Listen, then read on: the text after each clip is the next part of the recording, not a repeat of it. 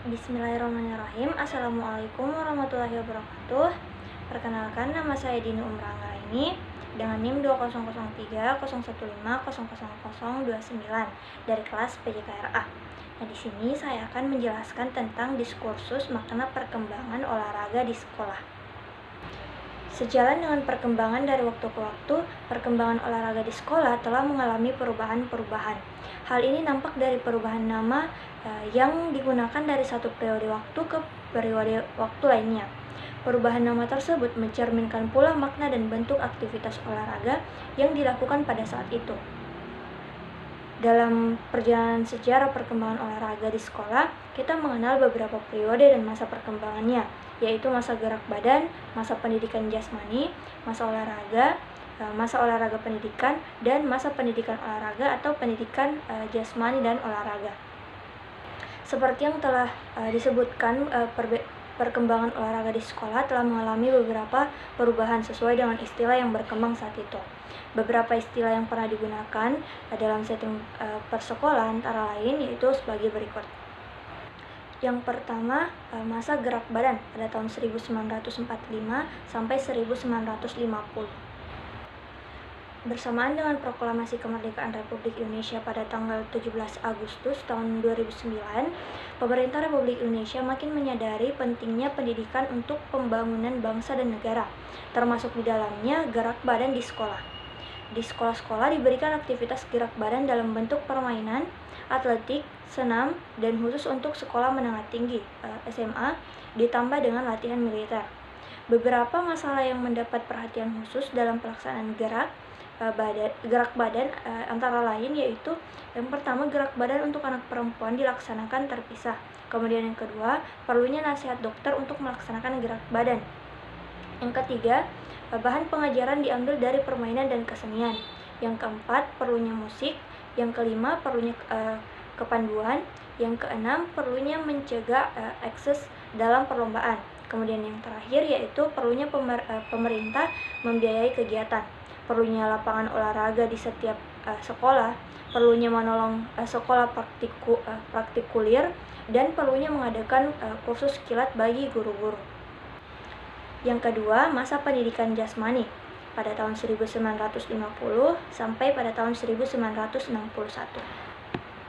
Terbitnya Undang-Undang Nomor 4 Tahun 1950 yang kemudian menjadi Undang-Undang Nomor 12 Tahun 1954 memberikan landasan kuat kepada pelaksanaan kegiatan olahraga di sekolah. Dalam penjelasan bab 6 pasal 9 tentang pendidikan jasmani tertuang bahwa untuk melaksanakan maksud dari bab 2 pasal 3 tentang tujuan pendidikan dan pengajaran harus meliputi kesatuan rohani jasmani. Pertumbuhan jiwa dan raga harus mendapatkan perhatian seimbang menuju keselarasan perkembangan intelektualisme dan perkuatan badan. Keselarasan menjadi pedoman pula untuk menjaga agar pendidikan jasmani tidak terpisah dari pendidikan keseluruhan. Pendidikan jasmani merupakan usaha untuk membuat bangsa Indonesia sehat, kuat, lahir batin. Oleh sebab itu, pendidikan jasmani diharapkan mampu menjadi media untuk memelihara dan meningkatkan kesehatan badan dalam arti preventif, dan juga kuratif. Beberapa peristiwa keolahragaan yang terjadi pada masa pendidikan jasmani antara lain. Yang pertama, implementasi kegiatan olahraga di sekolah telah dilaksanakan secara teratur. Kemudian yang kedua, banyak dilaksanakan perlombaan dan pertandingan antar sekolah, baik lokal maupun antar kota, bahkan ada yang mencapai tingkat nasional. Kemudian yang ketiga, secara struktural dibantu inspeksi pendidikan jasmani, baik di tingkat daerah tingkat 1 ataupun 2 yang mengawasi olahraga di sekolah, dan urusan pendidikan jasmani pada Jawatan Pendidikan Masyarakat menangani kegiatan olahraga dalam masyarakat. Kemudian yang keempat, pada tanggal 17 Agustus tahun 1959, Menteri Pendidikan, Pengajaran dan Kebudayaan memberikan instruksi untuk melaksanakan Sabta Usaha Tama, di mana salah satu unsurnya adalah penggiat kesenian dan olahraga. Kemudian yang kelima, adapun untuk perkembangan sekolah-sekolah di mana para calon guru olahraga dididik. 3. Masa olahraga pada tahun 1961 sampai 1966. Dipercayakannya Jakarta menjadi tuan rumah Asian Games keempat, Menuai perubahan struktural Departemen Pendidikan dan Kebudayaan, Biro Pendidikan Jasmani menjadi Jawatan Pendidikan Jasmani. Perubahan ini secara politis dirasa kurang tepat, karena Asian Games diharapkan menjadi forum tempat bangsa Indonesia membuktikan kemampuannya dengan mengukir prestasi tinggi, baik dalam cabang-cabang olahraga yang dipertandingkan maupun dalam organisasi penyelenggaraan. Dalam kaitan itu, dan disertai dengan keyakinan penuh bahwa olahraga dapat menjadi sarana ampuh untuk menggembleng bangsa menjadi manusia Indonesia baru.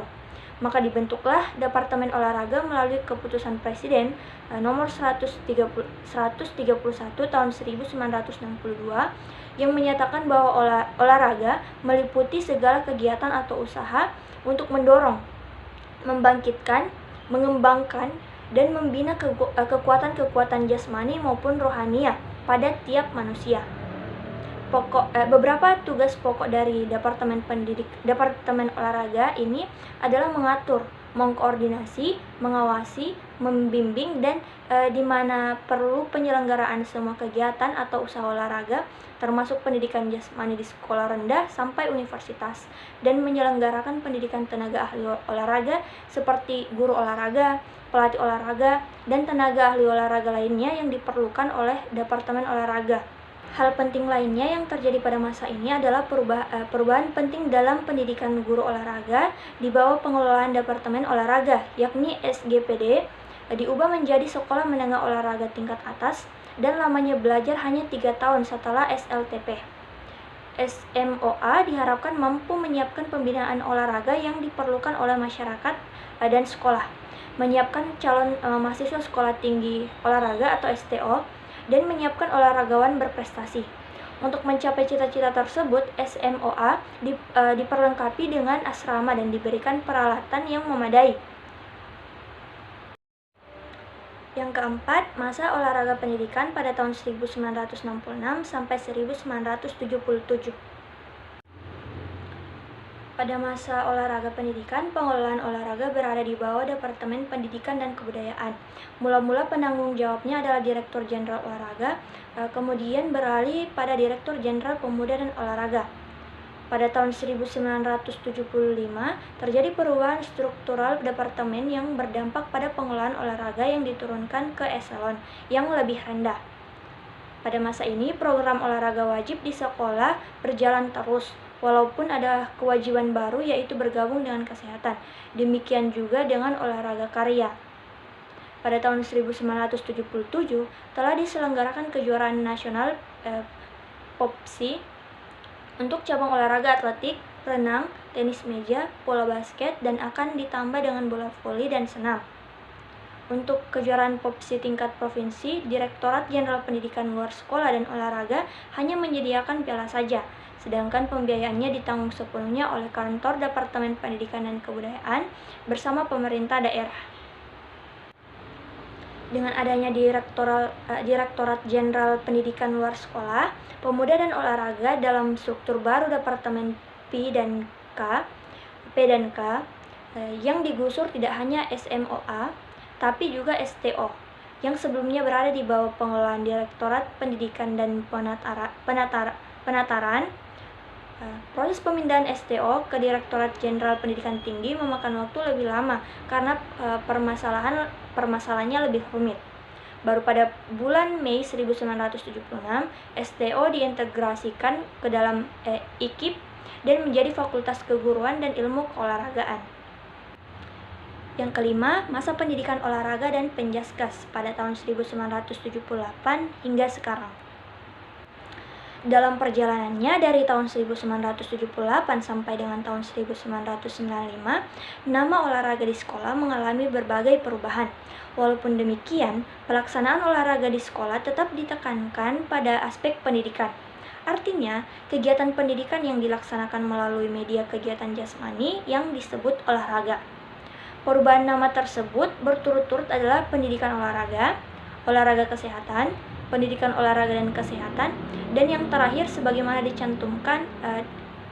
tercantum dalam Kurikulum Pendidikan Dasar tahun 1993 dan Kurikulum Menengah Umum tahun 1995 adalah pendidikan jasmani dan kesehatan.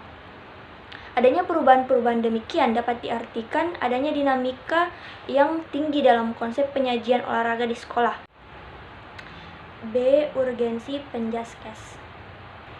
Pendidikan jasmani dan kesehatan yang diberikan di sekolah memiliki peran yang sangat sentral dalam pembentukan manusia seutuhnya. Pendidikan jasmani tidak hanya berdampak positif pada pertumbuhan fisik anak, melainkan juga perkembangan mental, intelektual, emosional, dan sosial. Diberikannya penjaskes sebagai rangkaian isi kurikulum sekolah bukanlah tanpa alasan, karena kurikulum yang merupakan seperangkat pengetahuan dan keterampilan merupakan upaya sistematis untuk membekali siswa atau peserta didik untuk mencapai tujuan tertentu. Dalam hal ini adalah menjadi manusia yang lengkap dan utuh. Tidak hanya pendidikan yang lengkap tanpa pendidikan jasmani, dan tidak ada pendidikan jasmani tanpa media gerak. Karena gerak sebagai aktivitas jasmani merupakan dasar alami bagi manusia untuk belajar mengenal dunia dan dirinya sendiri. Sayangnya, peran sentral dan makna penting pendidikan jasmani masih berkutat pada tataran konsep dan retorika, belum diimbangi dengan kenyataan praktis di lapangan. Kondisi ini diperparah lagi dengan atmosfer pemikiran sejak tahun 90-an yang mewarnai arah pendidikan di Indonesia dengan menitik beratkan pada kemampuan intelektual dan kurang memahami dan kurang memberikan perhatian tentang aspek-aspek lain dari anak secara utuh. Lebih merisaukannya lagi, bagi yang mempunyai latar belakang kesehatan, ialah bahwa pendidikan kesehatan sekolah hanya ditempelkan saja pada pendidikan jasmani. Memang pendidikan kesehatan sangat tepat bila disertakan pada pelaksanaan pendidikan jasmani. Akan tetapi masih diperlukan pertemuan khusus untuk dapat menyajikan pelajaran teori kesehatan, khususnya yang berhubungan dengan masalah-masalah kesehatan masyarakat. Dalam keadaannya sekarang, terlepas dari tekanan yang tetap diberikan kepada aspek pendidikan, bentuk kegiatan jasmani olahraga kesehatan di sekolah masih kurang mendapatkan porsinya. Hal ini disebabkan oleh guru-guru olahraga di sekolah masih lebih mengacu pada bentuk-bentuk olahraga sebagaimana tercantum dalam GBPP. Selain itu, agaknya konsep olahraga kesehatan juga masih belum dipahami secara tepat. Bila konsep olahraga kesehatan dipahami secara tepat, maka sasaran pendidikan jasmani dan kesehatan di sekolah akan dapat dicapai dengan baik, dan derajat kebugaran jasmani siswa akan dapat ditingkatkan. Sekian sedikit pemaparan singkat mengenai diskursus makna perkembangan olahraga di sekolah. Lebih dan kurangnya mohon dimaafkan. Wassalamualaikum warahmatullahi wabarakatuh.